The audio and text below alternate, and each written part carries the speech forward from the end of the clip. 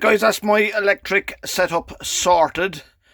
I have got the charge, the split charger system fitted. That finally arrived yesterday. Fitted that yesterday. What I've put two isolator switches in. This one here is the isolator switch for the actual camper side of the van.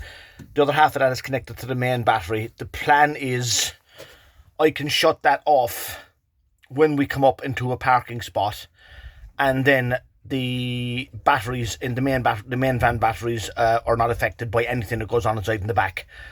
So I'm running off the two of these. There's also digital readout here, tells me how much power is in my batteries. I've got another one of them up the top here. I've got a 1.6 kilowatt pure sine wave inverter. I don't plan on using it a lot.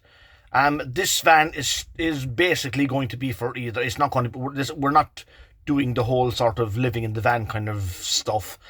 This is strictly sort of weekends away, a week or possibly two away, that kind of thing. The power in, the hookup is it coming into this socket.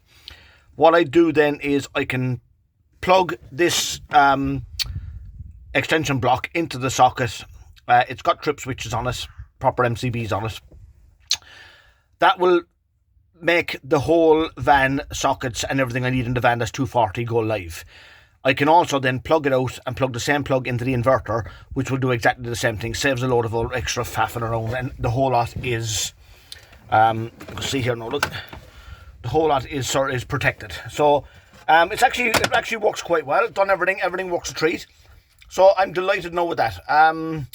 So guys, that's that for now. So that's another job out of the way. Okay, see you later guys, bye bye.